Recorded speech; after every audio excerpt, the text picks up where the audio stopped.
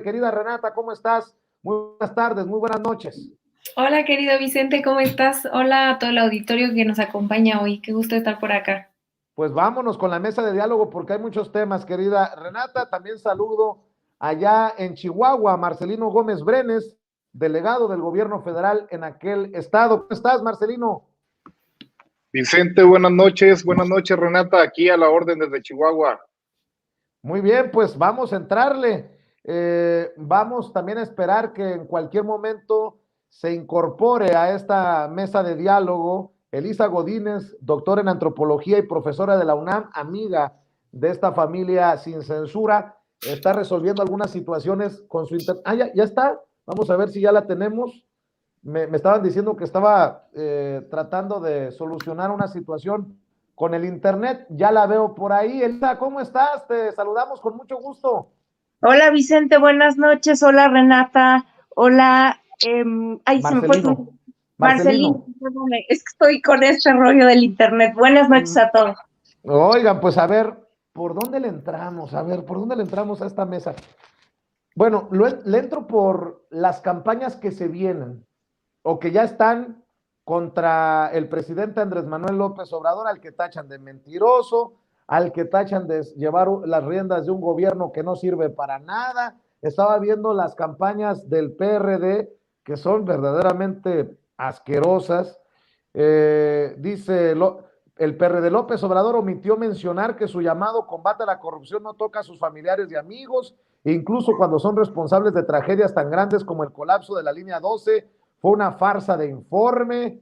Luego escriben, lo expuesto por López Obrador no corresponde a la realidad que vivimos día a día, millones de mexicanos y mexicanas, y que a lo largo de 3 años hemos visto incrementos en los precios de la canasta básica debido a su pésimo manejo de la economía. Fue una farsa de informe. No sé si ustedes ya más o menos vayan percibiendo por dónde viene una farsa de informe. A ver, 3 años, 3 años y todavía le duela a quien le duela, le pese a quien le pese, Renata, vienen otros 3 años más. Exactamente. Y empiezo además diciendo que lo que está diciendo el PRD es una mentira o un comentario muy ignorante. Hablan de el incremento en el precio de la canasta básica, es decir, la inflación, y esto no lo controla el gobierno federal, sino el Banco de México. Entonces, y AMLO no controla el Banco de México, es autónomo. Entonces, de hecho, el único mandato del Banco de México, a diferencia de otros bancos centrales en el mundo que tienen doble mandato, el de controlar la inflación y promover el crecimiento económico, el Banco de México tiene un solo mandato que es controlar la inflación. Y tiene buenas razones para tener solo un mandato, eso no necesariamente es una crítica, ¿no? Se puede debatir, pero bueno, nada más para decir que esto no tiene nada que ver con el gobierno federal, es una mentira o un comentario muy ignorante, me parece más la primera que la segunda. Eso nada más como para aclarar las mentiras del PRD. Y sobre lo que preguntas de que le quedan 3 años, es exactamente, ¿no? Yo empiezo diciendo que el balance que yo hago de estos 3 años es que nos tocó el peor momento, una pandemia que no pasaba algo similar en 100 años, nos tocó el peor momento con el mejor gobierno. Y que creo que el hecho de haber tenido al gobierno de López Obrador al frente de esta pandemia salvó muchas vidas, a pesar de que dolorosamente se perdieron muchas y no colapsó la economía, ¿no? Hace un par de días estuvo el todavía secretario de Hacienda con Zuckerman hablando de todo el esfuerzo que se había hecho para mantener las finanzas públicas sanas durante esta pandemia y fue un trabajo realmente excepcional el que se hizo desde el Ejecutivo. Vaya, hasta Zuckerman le aplaudió, ¿no? Al final de la entrevista hasta Zuckerman quedó, digamos, asombrado del trabajo que ha hecho Herrera durante el tiempo que ha sido secretario y que ahora afortunadamente va al Banco de México. Entonces, creo que en cuestión de económica, al final de cuentas, el presidente aguantó muchísima presión de los dos lados, de esta izquierda como izquierda gourmet, que le llaman algunos compañeros de YouTube, que lo estaban presionando a que hiciera una reforma fiscal, y por el otro lado la derecha presionándolo para que se endeudara, para que rompiera una promesa de campaña, y no hizo ni una ni otra. Mantuvo su promesa de campaña de no endeudarse y de no subir impuestos, pero hábilmente hicieron una recaudación magnífica que no habíamos visto nunca, que fungió como una reforma fiscal sin hacer una reforma fiscal. Entonces creo que el manejo de las finanzas durante este tiempo tan duro fue fantástico. Y creo que en cuestiones de salud pudimos profundizar una de las promesas de campaña que él tenía, que era garantizar la seguridad pública y gratuita, y que durante esta horrible pandemia, donde desgraciadamente tanta gente perdió la vida, lo único bueno que podemos decir es que se reconvirtieron muchos hospitales, se contrató mucho personal médico que va a continuar hacia el futuro. Nada más como comentarios iniciales. Marcelino, creo que hoy, como nunca, bien Epigmenio Ibarra, que escribe: los que contribuyeron a hundir al país ahora fomentan el miedo para que la sociedad crea preferible que vuelva el régimen corrupto y saqueador.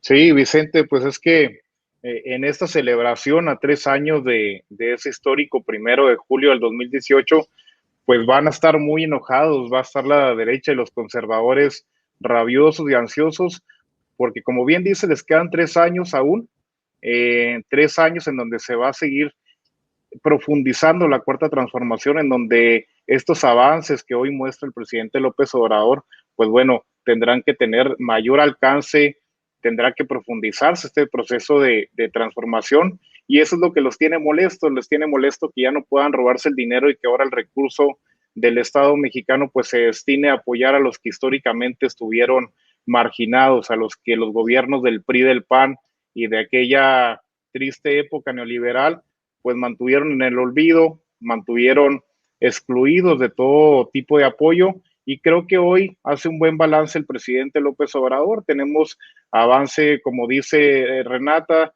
un buen manejo de la pandemia, se habilitaron más de 70,000 trabajadores de la salud para poder contribuir contra esta pandemia, se habilitaron, se reconvirtieron hospitales, tenemos avances en el sector educativo, tenemos avances en el tema laboral. Aquí los chihuahuenses lo sentimos bastante con la frontera, con Ciudad Juárez, el aumento al salario mínimo, esta franja fronteriza que goza de privilegios fiscales y que ha aumentado no solamente la capacidad de tener inversión extranjera, inversión nacional, sino también un beneficio real para los trabajadores mexicanos. Yo creo que también teniendo un poco de autocrítica, seguimos teniendo pendiente el tema de seguridad, que va a estar trabajándose paulatinamente, porque no es como lo intentó hacer Felipe Calderón, nos engañó diciendo que lo estaba intentando de esa manera, porque sabemos que estaban ligados al narcotráfico, pero este problema que sentimos mucho los chihuahuenses, pues lleva su tiempo, requiere de un gran esfuerzo, no solamente económico, sino educativo, el poder brindar a los jóvenes oportunidades, como se está haciendo ahora en el gobierno de México, poder dotar de estas oportunidades a los jóvenes, que los alejen de las conductas antisociales, que los puedan incorporar a la vida laboral, que los puedan incorporar al estudio, que los puedan alejar del grupo, de los grupos del narcotráfico.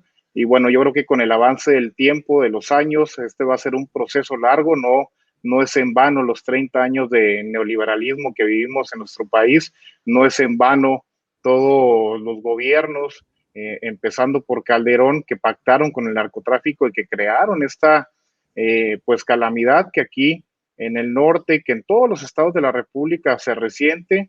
Pues bueno, crearon una mafia entre el narcotráfico, el Estado, las mismas instituciones de seguridad pública, los estados, los municipios, que no va a ser tan fácil romper, y que solamente con mucho trabajo, con mucho apoyo, con brindar oportunidades a la ciudadanía que los aleje de este gran problema, pues vamos a empezar a ver resultados. En todos los demás temas hay un gran avance.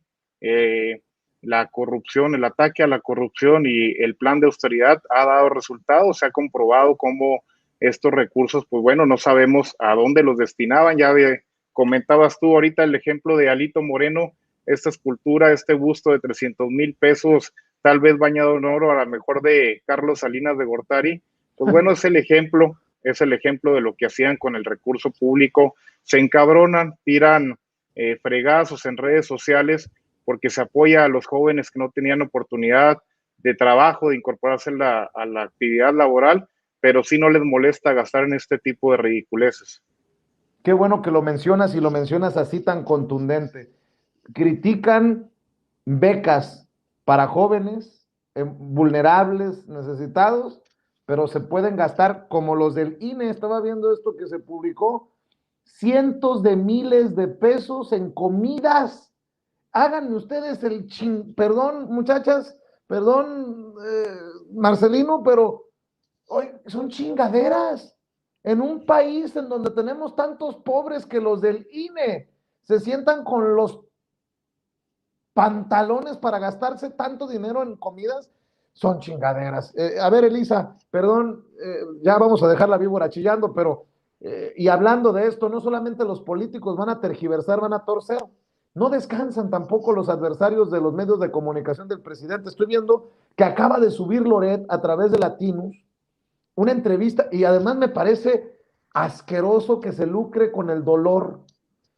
No queremos un golpe de Estado, solo queremos que no se mueran nuestros hijos. Presenta el desgarrador testimonio de madres y padres de hijos con cáncer a quienes está matando el desabasto de medicinas. No, insisto, no descansan, Elisa.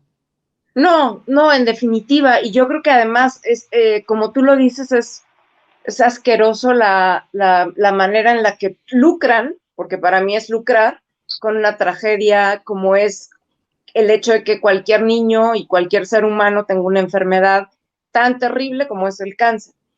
Pero, digamos, me parece que no debe sorprendernos, o sea, no voy a decir nada nuevo ni nada que no sepamos, o sea, aquí el punto es que me parece que después de las elecciones, en particular, sí escalaron los medios de comunicación hegemónicos el nivel del ataque, ¿no? O sea, no es que no estuvieran atacando antes ni que no estuvieran con esta, digamos, campaña permanente en la que están utilizando, digo, desde la pandemia, ahora los niños con cáncer y otra serie de temas que han, digamos, utilizado en su momento para golpear. Pero de manera especial yo sí he notado que en las últimas semanas, especialmente a partir de, digamos, de las elecciones, después de las elecciones, este ataque sí se ha incrementado, ¿no? Me parece que sí, obviamente están llevando a cabo, digamos, una campaña más sofisticada, y desafortunadamente aquí no es que yo quiera, digamos, hacer una crítica sin fundamento o algo así, pero sí me parece que están aprovechando ciertos huecos, ciertos momentos y algunas pequeñas o grandes fallas de comunicación que creo que bien podría el gobierno tomar desde antes en sus manos y evitar de algún modo que se escalara a este nivel. El tema de los niños con cáncer y, digamos, todo este tema del desabasto de medicamentos es un problema complejo. Y cuando digo complejo me refiero a que no tiene una sola causa, o sea, son varias causas. Es una cosa que ha venido, digamos, construyéndose en términos discursivos, pues por supuesto la oposición lo retoma y lo aprovecha, pero digamos, el hecho mismo proviene de una situación que tiene que ver con la transformación que se ha llevado a cabo en este sexenio, y es haber implementado la reforma a todo el tema de la adquisición de medicamentos, ¿no? Y me parece que eso es lo que se pierde de vista en este contexto, ¿no? Y se va juntando y se va haciendo una bola de nieve en donde claramente, bueno, sale Loret y sale Denise Merker todas las noches entrevistando a unos niños, pero la verdad de las cosas es que esto es un problema que tiene muchas aristas y que de repente me parece que está faltando una mejor manera de comunicar con claridad lo que está pasando. Pero aún así, o sea, lo que vimos el fin de semana pasado fue muy elocuente de cómo son capaces de hacer, incluso en una explicación larga, en una entrevista larga que le hicieron al doctor López-Gatell en el programa de Los Moneros, ¿no? En donde sacaron de contexto la frase, una de las frases que él dijo de una larga explicación que dio al problema. Y de ahí se agarraron, ¿no? Entonces, ante eso, me parece que el gobierno sí tendría que tener claro que en temas tan sensibles como estos, tiene que hacer un esfuerzo doble, o sea, redoblar el esfuerzo para comunicar de una manera muy, muy, muy asertiva, muy clara. Y bueno, yo no soy experta en comunicación, pero sí hacer todo lo posible para que quede claro. Ya sabemos que esta gente no se va a detener, pero sí hay una obligación, me parece, de dejar todavía más claro el origen del asunto y la situación, que no es que todos los niños o que todas las personas que están padeciendo esta horrible enfermedad estén sin atención. O sea, eso es una mentira, ¿no? Y me parece horrible que se lucre con eso, pero hay que reconocer que nos falta ahí un poquito de apoyo en la comunicación. Elisa, Marcelino, Renata, prepárense y grábenme, don Quique, prepárense.